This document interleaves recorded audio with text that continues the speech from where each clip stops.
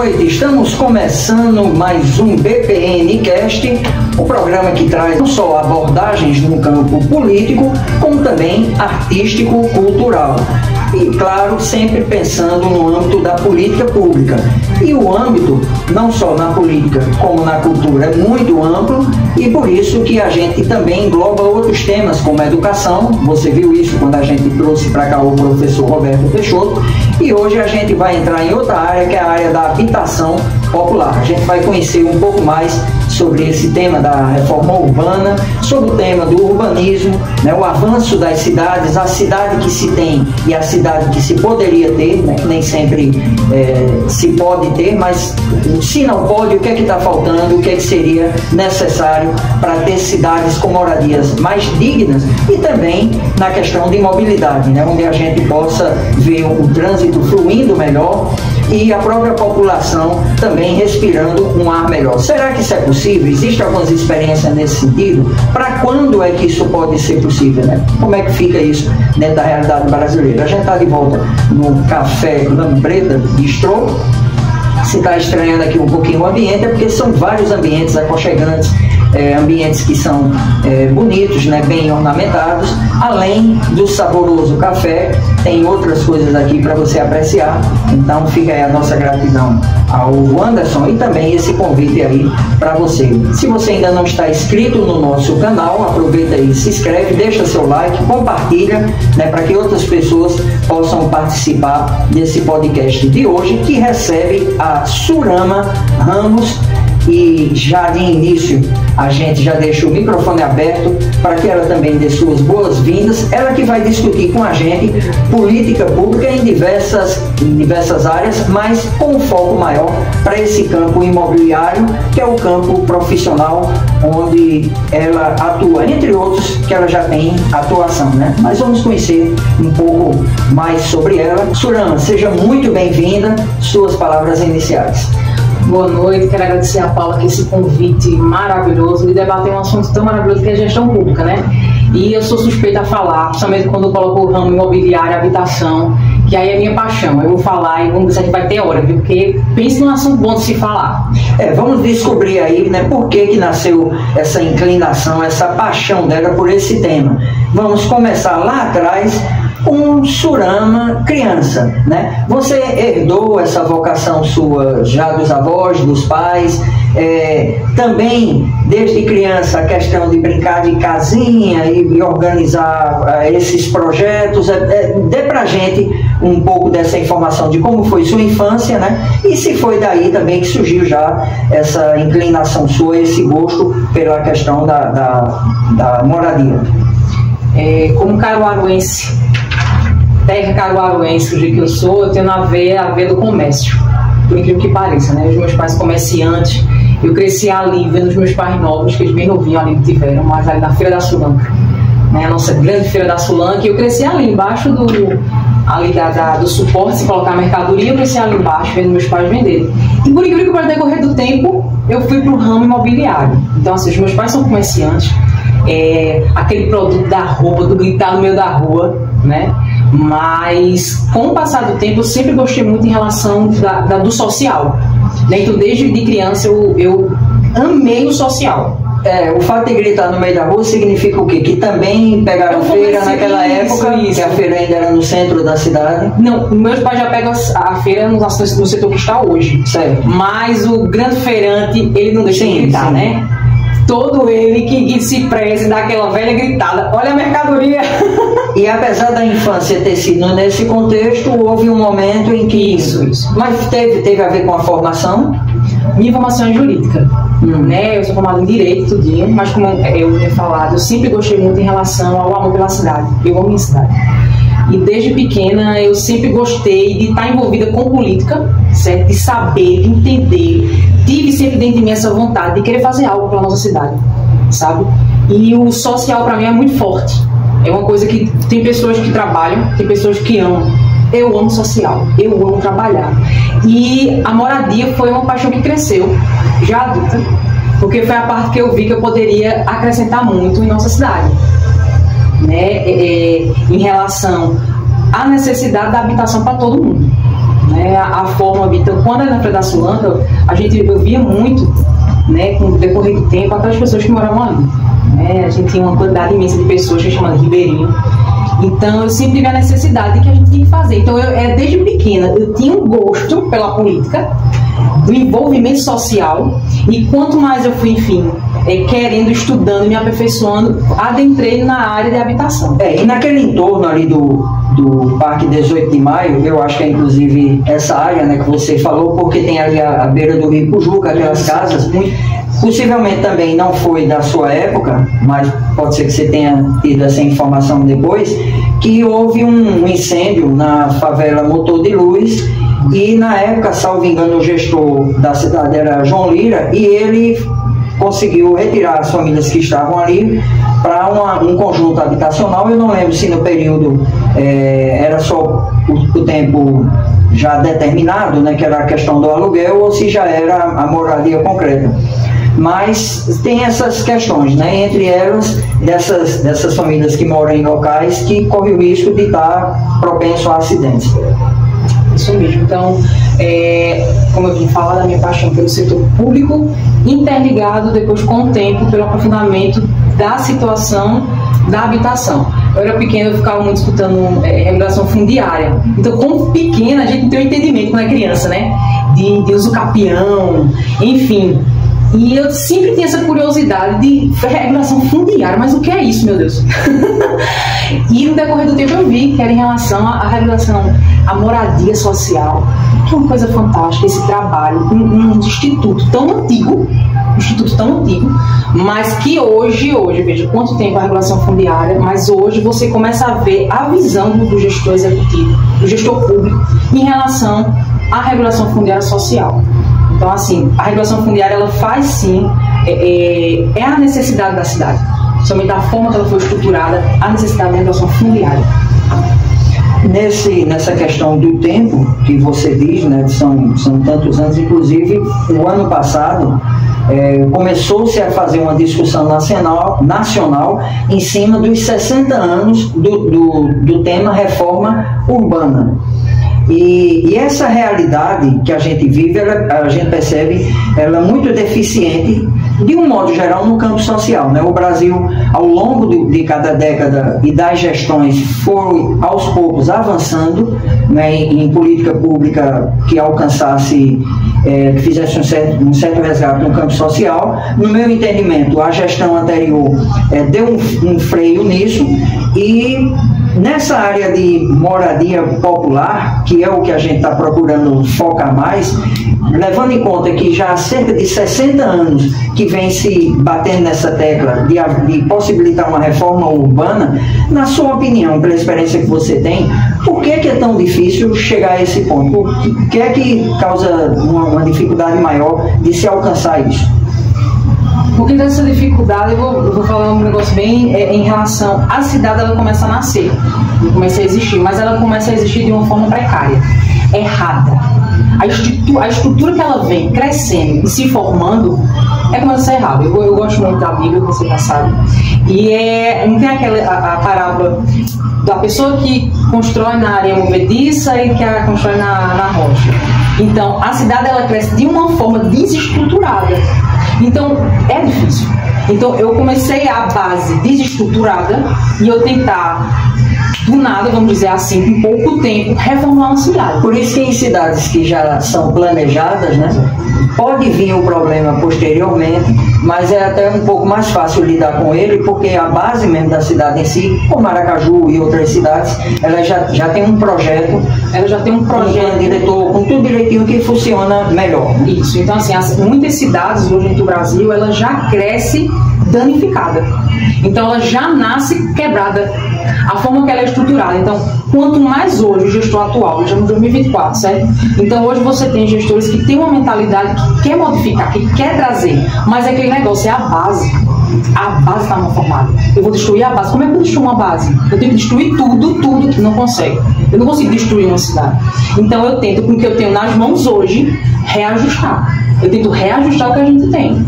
Então, por isso que ela é tão difícil, porque a nascente do Brasil, a estrutura do Brasil, ela cresce desordenada. Então, veja, hoje a gente tem um instituto chamado Instituto de Laje, em direito imobiliário, que é você poder regularizar sobradinhos, né? O pessoal vai construindo, que é o estudo das favelas. Então, o pessoal vai construindo, vezes a falta de estrutura que tem as cidades grandes, as grandes metrópoles, né? E o pessoal vai construindo ali em barraquinhos, em barraquinhos, em barraquinhos. Eu tenho minha casa, uma pessoa constrói no teto da minha casa, e ali eu preciso regularizar, porque querendo ou não é meu também, né? O teto é de baixo, mas eu não estou morando nele, então a gente tem hoje um instituto chamado Instituto de Laje. Por quê? Porque pela forma desorganizada, estrutural, que a cidade cresce. Então hoje você tem favelas que você pode regularizar sua casa, mesmo você estando na laje de alguém. Veja, porque a estrutura da cidade te leva a isso. Né? Eu vou abrir a câmera em relação a falar um pouco do ramo imobiliário, porque o ramo imobiliário o pessoal liga muito ao direito imobiliário. Pelo contrário, você que é um especialista do direito imobiliário, você que é do ramo especialista, você tem que ser especialista em saneamento, em urbanização, você tem que ser tem um pouco também de assistência social. É uma conjuntura grande. Eu vejo pessoas dizendo assim, eu sou especialista no ramo imobiliário e às vezes só tem uma especialização no direito. Não, não é isso. Como é que você vai tratar da terra se você não entende da terra? Você tem que entender direito ambiental, como eu falei, urbanismo, mobilidade. Porque como é que eu vou regularizar uma área se eu não entendo a terra que eu estou pisando? Saneamento, tudo, né? Isso realmente... Tudo envolve o ramo imobiliário. O ramo imobiliário hoje dentro do Brasil, ele virou uma chave. A gente cresce hoje em relação ao ramo imobiliário. E a nossa cidade hoje, ela está riquíssima. Né? Você veja como Caruaru está crescendo de empreendimento no setor imobiliário, com um movimento da nossa economia hoje, o ramo imobiliário. Então, se ela não for bem arquitetada, bem administrada, se essa ideia, aí a gente entra na reforma urbana, o que está vendo crescente hoje, ela não tiver adequada à política de sustentabilidade, então a problemática só vai continuar. Concorda comigo? Então, hoje, o crescimento imobiliário dentro de todas e qualquer cidade, não falo só de Caruaru, qualquer cidade, ela tem hoje sim que se agregar à sustentabilidade, à situação que a gente tem do ambiental, porque senão o problema só continua e piora, só piora e a cidade não cresce. Né? Você vai chegar a um ponto que ela explode na forma da sua organização. Você falou agora no início. Transfere o problema de uma área para outra. Né? Mobilidade. Dificilmente você, em uma cidade mal estruturada, você vai conseguir uma boa mobilidade. Você não consegue. Você já vê logo em relação ao trânsito, é o que a gente tem. Qualquer cidade, metrópole grande, mal, como eu falei no início, cresceu errado logo. Com a tecnologia, com o avanço de muita coisa, o transporte já fica difícil. Aí o que a gente tem? Engarrafamento. O que a gente tem? Acidentes. Pedestre, a quantidade de acidentes hoje de pedestre está aumentando muito, né? Você vê aí. Por quê? Porque o transporte ele começa a invadir a área do pedestre e o pedestre invade a área da mobilidade. Então, veja, por quê? Por causa de uma nascente de uma cidade que cresceu de forma desestruturada. E trazendo essa realidade para Caruaru, né? Você até pincelou aí. A gente tem entre essas áreas, digamos que é de risco, ali o Monte Bom Jesus, né, em todo o entorno dele. Nós temos um trânsito que ainda fica muito resumido, né, apesar dos viadutos que já foram construídos, embora que ainda não terminados, apesar de alargamento de ruas, mas existem ideias alternativas, né, que por exemplo, tem pessoas que têm pré-candidatos a prefeito que defendem que poderia haver um viaduto cruzando do centro para fora da cidade, que seria construído um viaduto assim para fluir mais o trânsito. E acrescentando isso, essa questão dos novos investimentos no campo imobiliário. Então surge aí um novo conjunto habitacional. Se não tiver esse pensamento global, né, em relação ao tema, vai só agravar o problema, porque é como você disse, surge um conjunto habitacional, né, numa área deslocada, onde o pessoal vai ter dificuldade de transporte e muitas vezes sem energia, sem o saneamento, e as famílias lá vão ficar tão descuidadas, apesar de que em casa nova, tanto quanto estavam antes na beira da favela. Então, se não pensar realmente, não tiver um pensamento global em relação a isso, entra num colapso, digamos, né? Por isso que a necessidade da constante renovação do plano diretor. né? O plano diretor é uma normativa de formas para você regulamentar uma cidade. De uma forma bem grossa. Eu estou falando de forma bem grossa ali. Então, no plano diretor, eu lido com tudo. Eu lido com regulação fundiária, eu lido com transporte, eu lido com tudo que eu posso dar com a cidade. Então, a necessidade do plano diretor está constantemente sendo revisado, reformado. Porque o plano diretor tem que acompanhar o crescimento da cidade. Só a cada 10 anos e a cada 5 tem revisão. Isso, é mais ou menos nessa ideia. Mas eu considero que há necessidade de se puxar mais. Porque, por exemplo, se você pegar Caruaru de 2 anos atrás, não é mais a Caruaru de hoje. Ou seja, apressar a revisão. Isso. Ela tem que ser... Eu tenho que trazer um plano diretor que deixe me trazer investimento para a cidade e, ao mesmo tempo, que eu não destrua a estrutura dela. Eu não parece mais difícil, né, conciliar o interesse do capital empresarial, que só quer construir, muitas vezes em detrimento de áreas que são reservadas para meio ambiente, de preservação ambiental, né? Porque, como você acabou de dizer, a ideia do crescente capitalismo, mas a gente precisa, óbvio, o crescimento da cidade necessita. E é o que está estabelecido. Pois é, mas também eu não posso destruir o que me resta do ambiental. Né? Eu não posso destruir, eu tenho que seguir aquilo ali. Um ponto que é um fator que é mundial é a ideia de sustentabilidade. A gente escutava há 20, 30 anos atrás o quê? Aquecimento global. Quando a gente viu um grupo falando sobre aquecimento global, a gente fazia ativista. Olha lá, vem aí, o problemático. Hoje é realidade mundial. É você levantar as grandes potências mundiais e dizer: a gente tem que parar. Para. Ou a gente muda, ou a gente muda. A Agenda 2030, um dos principais pontos de sustentabilidade ambiental. Então, o gestor hoje, ele tem que se agregar a essa agenda. Ele tem que trazer tudo que fizer agregado à sustentabilidade ambiental. Eu vou até fazer, o que eu vou deixar para os meus filhos? Eu acho que é a pergunta que todo mundo se faz, mas é fato. O que é que eu vou deixar para os meus filhos? O que é que vai ficar para ele? Então, se hoje o empreendedor, o gestor público, ele não agrega um plano diretor que diga assim, vamos empreender, vamos investir. Mas espera aí, a gente tem um ramo ambiental, um setor ambiental que tem que continuar. Vamos trazer para Caruaru. Caruaru é mais rural do que urbano. Nosso setor rural, eu amo o nosso setor rural. É imenso, é maravilhoso. Olha, você andar pelo dentro da zona rural do Caruaru é rico. O caruaruense que não diz assim, deixa eu entrar aí para ver. E uma coisa, um elogio de fato, que eu vou trazer agora, o nosso atual prefeito de Caruaru. Eu estava me segurando aqui porque, principalmente nesse período do São João da Roça, entre outros, né? Realmente então, assim, veja, essa ideia tá tudo de trazer pintadinho, arrumadinho. Pois é, o São João na roça, puxar para a zona rural, gente, isso é fantástico. Por quê? Porque traz ali uma movimentação econômica que não se tinha. Valoriza. O caruarense urbano começa a entrar numa área no qual ele não habitava. Ele não sabia nem que existia. A gente tem agrupamentos de populacionais aqui dentro da zona rural que as pessoas nem sabem que tem, que não existe. Você entende? Mas agora não, as pessoas estão tendo a ideia. O caruaruense hoje tem a ideia de que nós temos uma rica zona rural. Riquíssima, é belíssima. Eu ia muito para Pau Santo. E esse clima do jeito que está, que talvez até fosse o que você também fosse comentar, o caminho, né? Só o caminho já é assustador no sentido do encanto, né? As florestas, o verde que está...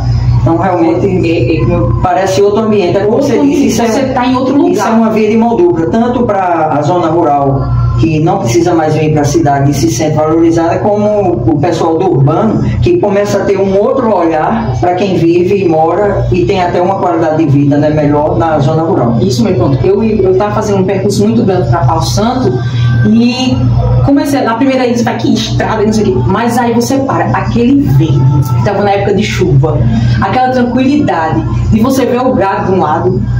Você tá entendendo? Parece que você voltando às raízes. É o gado de um lado, é uma senhora ali na plantação. Em relação a você ver o galinheiro, caseira, né? A horta, uma coisa rica. É riquíssima a zona rural. Aí você me pergunta, pode ter investimento nesse ramo imobiliário na zona rural? Pode e deve. Aí eu digo, para se ter um investimento imobiliário na zona rural que não se destrua o ambiente, tem que ter um plano diretor, tem que ter uma legislação específica para dizer, vamos investir lá que é bom, tem que ser investido. Vamos investir na zona rural, vamos requalificar uma legislação, vamos colocar uma legislação que possa suprir e não destruir o natural. Isso é pode e deve, mas com aquela consideração que eu falei. Veja, eu estou com uma área verde. A área verde que eu vou colocar é uma mata natural. Então eu posso pegar a zona rural e de fato trabalhar de forma correta. Você concorda comigo? Porque ela está... Conciliar o interesse financeiro, inclusive, sem haver prejuízo no público, né? Com certeza. E a gente tem a possibilidade da regulação fundiária na zona rural. Pessoas que têm a moradia ali podem ter suas casas regularizadas na zona rural, pode, né? Aí, como eu digo, o urbano ele é mais colocado, a atual regulação fundiária urbana, mais do que o rural, porque, por incrível que pareça, a regulação fundiária na zona rural ela não é muito colocada, é muito bem estudada. Então, as pessoas, para poder adentrar essa área, tem que ter um pesquisador forte, envolve mais órgãos, mas que tem sim a possibilidade mas aquela pessoa que está ali como agricultor ter o seu imóvel, né? Ter o seu imóvel regularizado pela regulação fundiária rural. Não existe só essa temática, existe outras formas de se regularizar, mas vamos focar na regulação fundiária rural, dela ter ali sua propriedade e investir na terra. E conseguir dinheiro para investir na terra, na plantação. Sem precisar alimentar o êxodo. Isso. E só faz, de novo, o início da conversa, né? A cidade inchar e trazer mais problemas. Trazendo esse olhar também em relação à luta desenvolvida pelos movimentos sociais. Movimentos sociais organizados, né? Ou a sociedade civil organizada, às vezes em movimentos mais tradicionais, como o movimento dos trabalhadores sem teto, ou até mesmo outras entidades que se organizam nesse sentido, o OCIP, entre outras assim. Eles têm, na sua opinião, eles estão conseguindo acompanhar esse andamento daquilo que está sendo feito em relação a uma harmonia entre o imobiliário e o público, ou seja, o setor empresarial ou público? Você percebe por parte deles uma certa rejeição ou o contrário? Isso também com os movimentos sociais está caminhando bem, está indo bem? Veja, o movimento social, eles têm uma luta grande. Tem uma batalha imensa nele para regularizar e trazer ali pontos para as pessoas ali obterem sua moradia. Então, assim, é uma luta incansável. Certo? É uma luta incansável. Eles estão constantemente lutando e se adequando às legislações atuais para poder ter isso aí. Então, assim, eles estão sim. É um movimento, como você acabou de falar, de sem teto mesmo. Eu até já fiz algumas regularizações ali e eu vejo a luta, a batalha que eles têm, e é um pessoal que é incansável. E é uma admiração grande que eu tenho por eles, porque eles lutam constantemente. Então eles estão ali lutando junto com o poder público para dizer assim, vem aqui com a gente. No processo de Caruaru, inclusive, a gente tem uma área. E então você acompanhou no sentido do segmento entidades, né? Minha Casa Minha Identidade. Isso, aí também tem a parte que eles ali conseguem a regularização. Desde o do Alto Moro, que eu acho que até foi o primeiro do Brasil, né? A conseguir isso. Então, assim, é uma luta constante ali deles, e eles não param. Você vê a batalha deles, constantemente se agregando a lei, se atualizando e brigando. Eles brigam, viu? E aí a minha admiração para os movimentos, porque eles não descansam não, nunca vi um negócio desse não. E tem gente até que diz, mas rapaz, tem um determinado grupo ali de famílias ou de pessoas, sei lá, de 100 que recebem a moradia, mas tem um grupo de 10, 12, 15, 20 que já conseguiram a moradia, já conquistaram, mas que já estão em outro local batalhando para conseguir de novo. Aí essa questão da luta da continuidade, teve alguém aqui que eu até comentei com ele, que é porque uma vez que você conquistou uma determinada área, eles agora vão lutar pelos outros, para que os outros também consigam aquela mesma, passar por aquela mesma experiência dele, né? Não é que ele vai ter outra casa para ele, é porque ele entende a visão, né, da necessidade de ocupar, para depois de passar por esse processo de ocupação, exigir, né, que aquele prédio ou aquele setor, aquela área possa ficar passiva, né, para construção de moradia, e ali, mesmo que outras famílias vão ser contempladas, mas é como se ele comprasse a visão do movimento de permanecer em atividade, né? Em ação. Mas nesse sentido há como conciliar, né? Serve até como um apoio mesmo ao governo e às entidades. Eles não podem, eu não posso chegar lutando por uma causa por lutar. Não posso. Eu tenho que lutar agregado com a legislação, com a normativa. Então, esse agregamento, então, o ramo, para você ver como o ramo mobiliário é fantástico, né? Então, ali, essa luta ela tem que sim estar agregada, tem que estar conversando, tem que estar em encaixe, senão não sai. Não sai. Eles não vão conseguir se não tiver o encaixe em relação à legislação, à luta, essa atualização constante. Eu não sei se você tem essa informação, como é que está nesse processo de regularização, se a lei está apertando mais um pouquinho, está exigindo mais, que esses ambientes imobiliários, esses conjuntos habitacionais, né, quando são construídos, que eles possam ser assim, um pouquinho mais perto da cidade, não dentro, né, mas um pouquinho mais próximo, e com tudo já mais regularizado, né, porque geralmente se vende, saindo até desse campo popular para um campo mais aí de classe média ou média alta, se vende uma área onde no papel e no projeto tudo é muito bonito, e quando a família vai para lá pode até já estar construída, mas muitas vezes não tem saneamento, não tem iluminação, tem uma série de precariedades que não são entregues, né? E não deveria só ser entregue quando tem isso, como é que funciona? É o correto, né? É o correto. Vamos puxar o Minha Casa Minha Vida. Minha Casa Minha Vida hoje, ela traz uma nova postura que eu achei perfeita. Que era dos prédios? Em relação ao que você falou da localização. Antes, alguns anos atrás, Minha Casa Minha Vida, bastava ter ali, se enquadrar dentro do que pedia as exigências, você fazer um empreendimento. Hoje mais não. Veja só, a visão de hoje tem que estar perto de creche, perto de escola, ter ônibus passando. Então, assim, todos os projetos que foram demandados para o Ministério das Cidades tinha que ter esse regramento de X distância de uma creche. Então houve um avanço maravilhoso.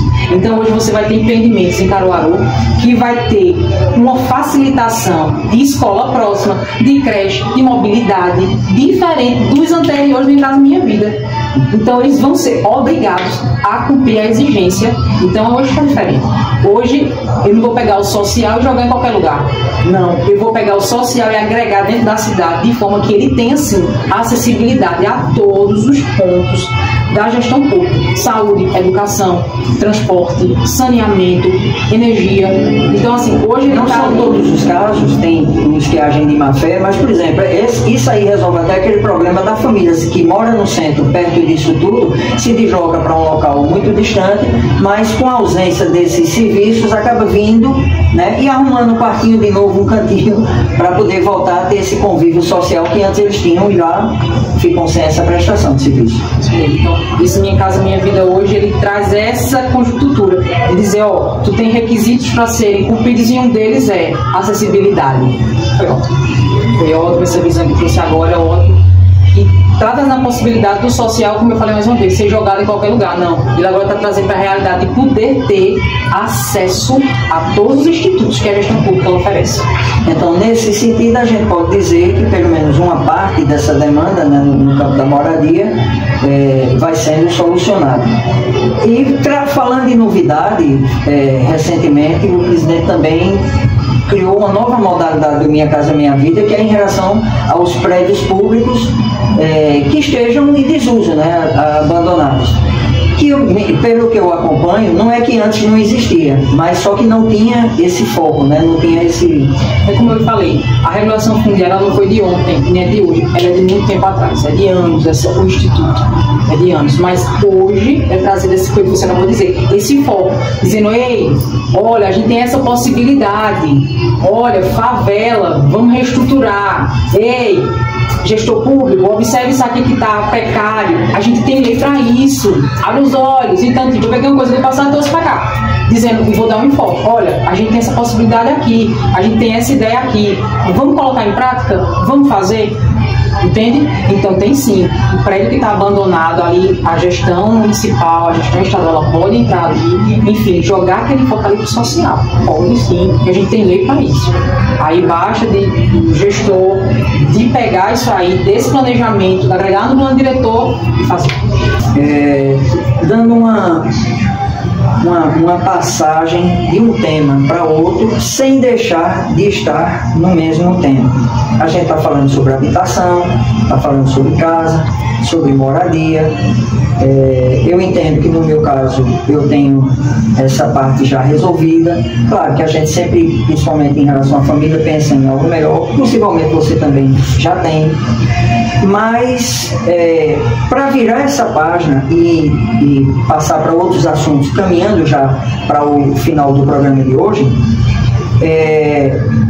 eu queria saber se nessa área também de habitação, pelo menos é o que deu a entender pelo que a gente está conversando, você também tem uma casa garantida lá no céu, não é isso? Tem. E essa aqui eu gosto, essa aqui eu quero. Uma morada estabelecida. Essa morada, porque vai ser de ouro, né? Vai ter rios, ali eu andando pela rua de ouro, casa cheia de... Sendo figurado ou não, mas com certeza é melhor do que o que a gente bem melhor. Não sei, mas você não quer não? Porque sou eu quero garantir lá minha legalização, minha casa lá nos céus. Muito bem, eu puxei para esse assunto porque é também papel do cristão, né? Não só manter os olhos e a relação vertical com Deus, mas também que essa relação vertical com Deus, ela se completa com a ação no mundo, né? Você conseguiu encontrar esse equilíbrio na sua vida de que as pessoas percebam que essa relação que você tem, né, vertical, ela também se completa com ações no campo horizontal? Você acha que isso é possível para a igreja vivenciar? Uma igreja, digamos, atraente, simpática, onde ela está inserida, né, no contexto onde ela está inserida? Com certeza. A igreja, a gente tem uma igreja como um hospital, né? Então as pessoas debilitadas vão lá para se curar, enfim. E a igreja, ela pode sim ter um trabalho social. Muitas têm, se não todas.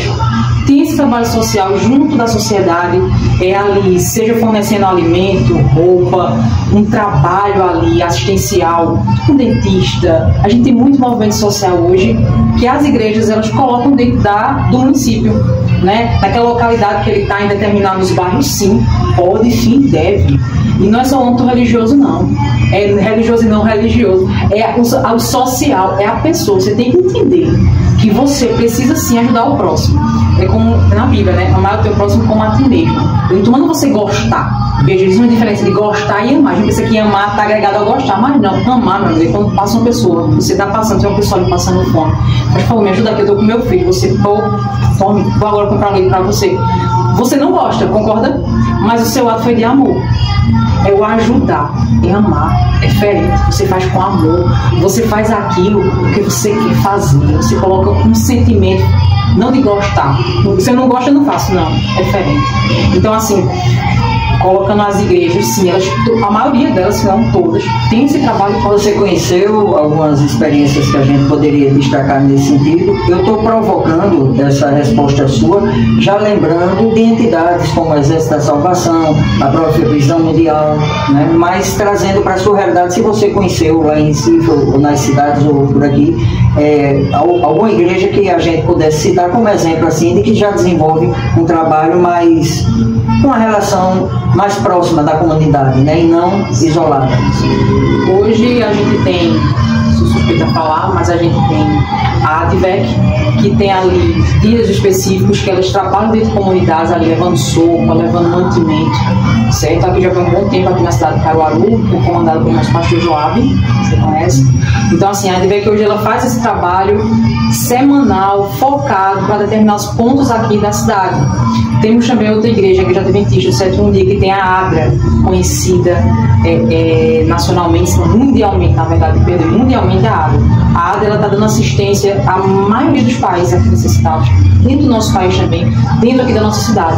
Então, assim, todas as igrejas têm a sua instituição. Tem um pouco mais, mais organizado ou menos organizado, mas tem. Então, eu citei essas duas, né, que ali eu já vivenciei. Então, assim, você vê instituições fortes, mas que não deixam o trabalho social. Não deixam.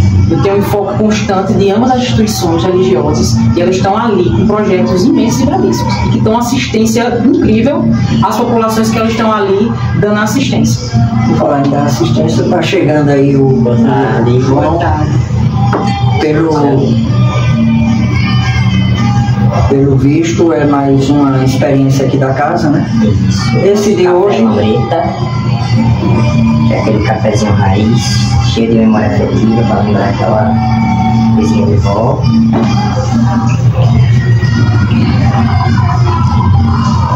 Pelo cheiro, a variedade, gente, de chá, de café, né? Dos métodos e sabores, né? Que são vivenciados aqui. É impressionante. É aberto de domingo a domingo. Segunda a sexta de 11 da manhã a 11 da noite. Sábado e domingo das 16 às 11 da noite. Servindo almoço e... Almoço, janta, petisco, sobremesa, café, drink, chopp, tem de tudo. Tá feito aí o convite. Obrigado, João. Vamos aqui para o cafezinho, né? A questão da responsabilidade que o cristão tem, né? Não só com Deus, mas de uma relação com Deus, mas que realmente ela possa ser testemunhada, né? Ser vivenciada na comunidade onde ele mora, onde ele congrega, e de fato as igrejas cristãs, de um modo geral, né, tem um trabalho assim de assistencialismo, e muitas inclusive vão além do assistencialismo, que não é no sentido pejorativo, né? Só que, como a gente estava comentando, são formas diferentes e ações diferentes de desenvolver a fé e de alcançar outros com um testemunho que acaba cativando, né? E a pessoa, quando tem um contato desse, ele acaba muitas vezes conhecendo a palavra, tendo oração, ou então sendo convidado a participar de um culto e podendo ou não ali abraçar um novo sentido na vida dele, que certamente vai conduzi-lo para uma vida mais equilibrada, mais bem ajustada.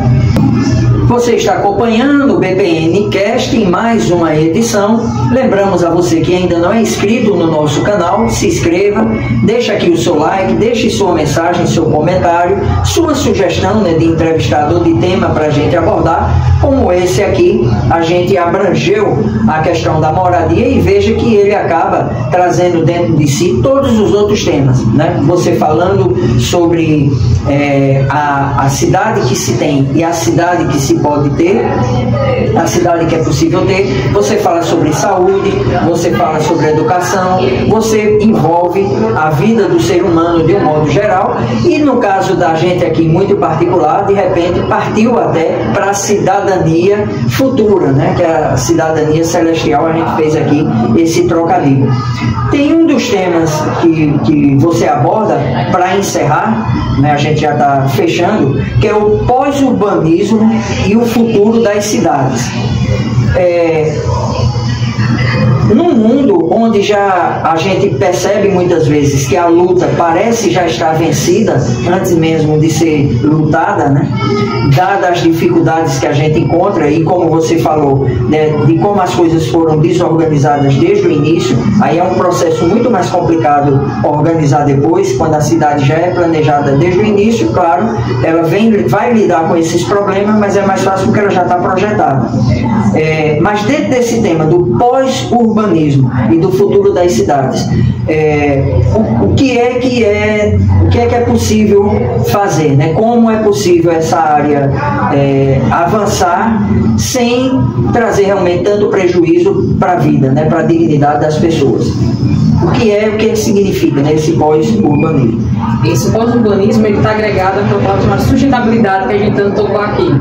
Então, assim, eu vou pensar, as construtoras, elas têm a possibilidade hoje de diminuir a quantidade de resíduos, de utilizar menos energia e agregar com um fator sustentável. Então hoje você tem ferramentas que podem te possibilitar isso. Então eu posso hoje trazer a construção civil e trazer ela de uma forma que ela agregue em relação à sustentabilidade, que não afeta tanto o meio ambiente. Hoje se tem sim essa possibilidade. Então, quando eu falo a partir da matéria-prima, isso, da matéria-prima, da forma que ela é utilizada, da gestão, por isso que eu tenho gestão de tempo, gestão de cronologia, gestão de produtos, de como utilizar dentro de uma construção civil. Então você pode sim. Hoje o construtor ela tem essa qualidade. Vou trazer a construção, porque é onde a gente está trazendo assim no imobiliário, e onde é um dos pontos que cresce sim o urbanismo da cidade, o futuro das cidades é isso. Tudo hoje tem que estar agregado com sustentabilidade. Então tem hoje ferramentas, produtos que você pode utilizar ali na construção que vão diminuir muito a quantidade de resíduos de uso de energia, de formas que não vão degradar tanto o meio ambiente. Então, o futuro da cidade é a sustentabilidade. É possível. Então, esse espaço é seu agora. Para a gente é uma honra, né, poder diversificar a temática no canal. Eu confesso que foi a primeira vez, né, porque a gente fez 7 ou foi 8 temporadas abordando com artistas, cultura e imprensa, trazendo jornalistas para falarem um pouco também da sua realidade. Posteriormente, a gente fez outra sequência que foi com os pré-candidatos, abordando a questão política. Então, agora que a gente está variando os temas, né, como eu falei antes, foi a educação, trazendo esse olhar agora para a questão habitacional. Então, você só veio a enriquecer, né, o público que acompanha o nosso canal com tanta informação interessante, e fica aí minha gratidão, né, me sinto honrado com a sua presença, mas fica esse espaço aberto. Caso tenha algum assunto que você acha que faltou encaixar ou explicar melhor, nesse tempo fica aberto para você também para isso. Eu que agradeço, Paulo, demais. Assim, é um assunto que ele tem que estar sendo constantemente debatido, porque é a nossa cidade, né? Então, assim, falar de desenvolvimento da cidade, ele é fundamental, principalmente em relação à moradia, que ela é um direito, né? Ela é um direito do ser humano, um direito do cidadão, a moradia. Então, o que eu tenho a trazer e a pedir é que a conscientização em relação à habitação social, ela só cresça, certo? Que a ideia também seja cada dia mais aperfeiçoada, certo? Porque eu tenho que pegar uma legislação antiga e trazer, atualizá-la para ser colocada não de forma burocrática. Não vamos dificultar o essencial. Então, assim, política pública em relação à habitação, ela tem que ser batida, debatida, discutida e efetivada. Entendeu? Então, sim, serei sempre pontual. Minha bandeira sempre será a habitação na moradia social, porque é a necessidade humana. Todo mundo precisa de um teto, né? Então, social sempre. Então, a ideia tem que ser rebuscada, tem que ser lutada mesmo, sabe? Os movimentos têm que continuar lutando. Políticas públicas focadas também na habitação, no urbano, na zona rural, traz essa possibilidade de regularização em ambos os pontos, em ambos os enfoques sociais, urbano e rural. Tem que se fazer isso. A gente falou muito sobre Minha Casa Minha Vida, segura só um pouquinho, a gente não vai se prolongar tanto, mas inclusive esse programa implementado recentemente pela governadora, me parece que caminha nesse sentido, né, de uma junção de forças, né? Isso é Morar Bem. É um projeto, um programa maravilhoso. Que já está dando resultados visíveis, né? Você já vê pessoas aí que vão ser beneficiadas por esse programa. Então é onde você vê, né? A conscientização do gestor em relação de pegar o já existente e melhorar. Então, o Morar Bem, ela vem com essa ideia melhorada do Minha Casa Minha Vida. Possibilidade de até R$20 mil e você tem aí um benefício em relação à sua casa.